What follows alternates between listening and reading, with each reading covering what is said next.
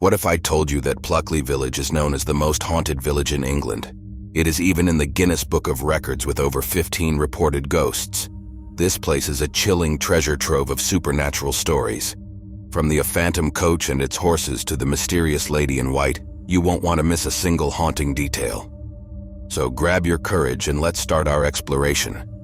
Are you ready to meet the ghosts of Pluckley? The Highwayman, or otherwise known as the Screaming Man. There are competing tales for how the Highwayman came to haunt what is now known as Fright Corner.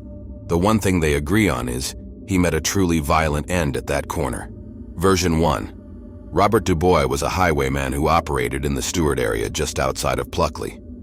Dubois' routine was to hide behind a tree on the corner and jump out at his intended victim, giving them a fright and stunning them.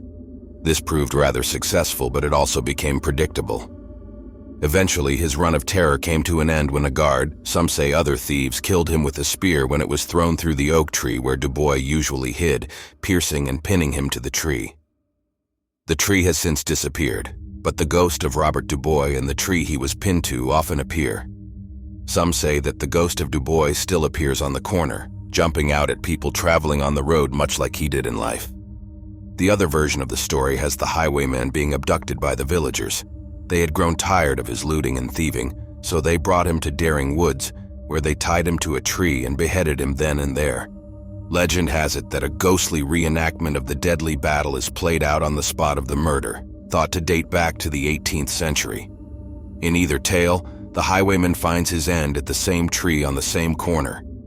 The tree was removed in the 1970s. However, there are locals who say at times a shadow can be seen in its place. There are some who say he jumps out at people passing by, just as he did when he was alive. The Red Lady. It is presumed to be the spirit of Lady Daring. She is said to be a dark-haired woman in a bright red gown who, just before the sun goes down, can be seen searching the graveyard of St. Nicholas Church for an unmarked grave of her child. It is said that she got the name Red Lady because of the red roses which were laid on her coffin as she was being interred in the crypt. The Screaming Woods. The woods, officially known as Daring Woods, are located between Pluckley and Smarden.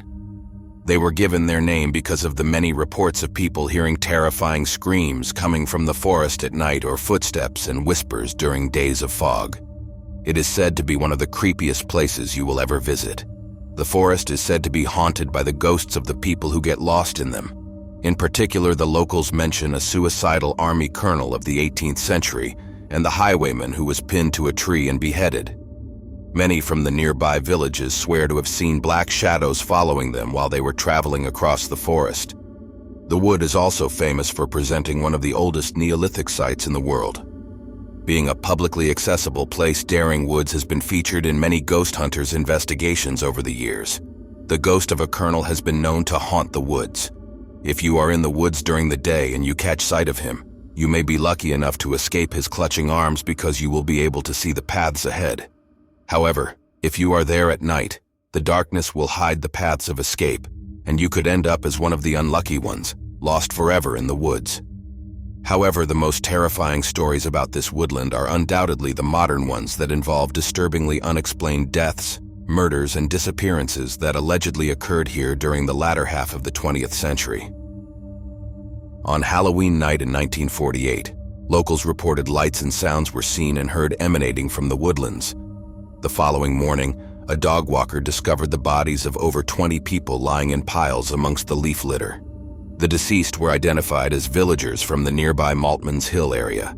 Their bodies showed no visible wounds or signs of struggle, and an autopsy failed to determine a clear cause of death, which led to the police labeling the deaths as caused by carbon monoxide poisoning and closing the investigation. In 1964, private investigator Robert Collins conducted in-depth witness interviews designed to uncover hints about the alleged activity of an unknown religious cult in the village of Smarden.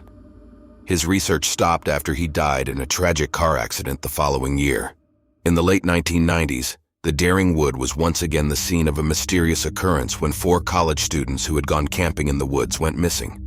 Both of these stories seem to have originated from popular creepypastas shared on the internet. A phantom ghost and horses. There have been several sightings of coaches and horses in different areas of Pluckley. A 2-wheeled carriage with one horse was sighted near to Pond House, heading toward the old rectory. Near to Pinnock Stream, a coach and horses have been seen on the old Roman road. A horse and carriage has been seen on the B 2077 towards the Old Forge and Maltman's Hill, which are in opposite directions. Just after midnight, a lady could see a coach and horses at Pinnock Crossroads, with light coming from the coach. Around 7 p.m. in early November 1997, a car was going through Pluckley and horse hooves filled the car. It sounded as though the horses were on cobbles. All sightings have been described as horses galloping or being headless. The schoolmaster, otherwise known as the Hanging Man or the Ghost of Dickie Buss's Lane. There are various accounts for this haunting. Henry Turf was the headmaster of Pluckley School. He was very close friends with the headmaster of the nearby village of Smarden, who would travel to Pluckley every Sunday to visit Turf and discuss politics. However, one Sunday the headmaster from Smarden went missing. He was later found on the land leading to the mills. He had hung himself in a tree. Bereaved by this, Henry Turf decided to take his life only a few days later. He'd done so in the same place and in the same manner as his friend. Although the Smarden headmaster's ghost has never been seen, Turf's ghost has been seen on the lane, hanging from the tree where he killed himself. This ghost was later seen by a newspaper journalist who said that the ghost was dressed in a green blazer and stripy trousers. In the 1920s, at the end of Dick Buss's Lane, a group of children on their way to school came upon the body of their teacher, hanging from the branch of a tree. The reason for his suicide was never discovered, but on certain nights, when a light breeze rustles the trees and a full moon sits high over the neighborhood, his ghostly form is clearly seen, swinging back and forth, hanging from the branch where his living form breathed its anguished last. The Rose Court, a large house on the Pluckley to Bethersden Road, have had strange noises are heard at night, items being moved. A lady has been seen and nicknamed the Tudor Lady. She is best seen between 4-5 p.m. and her voice can be heard calling her two dogs. The house was thought to have been built for a mistress of a Lord Daring. She is thought to have had a friendship with the monk at Greystones, which suggests another house was there before, due to dates not matching. The lady's last moment was looking out of the window towards Greystones after she poisoned herself with juices of berries and ivy. The gypsy woman is said to haunt Pinnock Bridge. If you drive over the bridge at night, you might just see her there, a dark figure sitting on the edge of the bridge. Legend has it that she died on the bridge. She lit her pipe while drinking strong alcohol, which led to her lighting herself on fire. In a panic, she leapt off the bridge into the river below in order to quench the flames. However, her already severe burns, coupled with the fact that she couldn't swim, meant that she drowned there in those murky waters. The Miller. Pluckley once had its own mill. It went into decline by 1916, and by the start of the Second World War it was completely gone, its brick base destroyed and leveled. The last miller was Dickie Buss.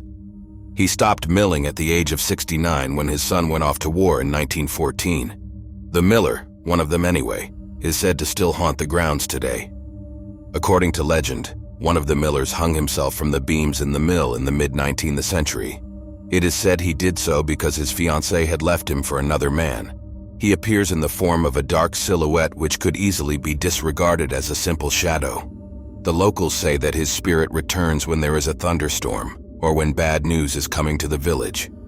As we wrap up our ghostly journey through Pluckley Village, it's clear that the tales of these restless spirits are far from just folklore, but there's so much more to explore. From forgotten battlefields to eerie abandoned buildings, our channel is packed with spine-tingling stories and chilling discoveries that will feed your curiosity for the supernatural.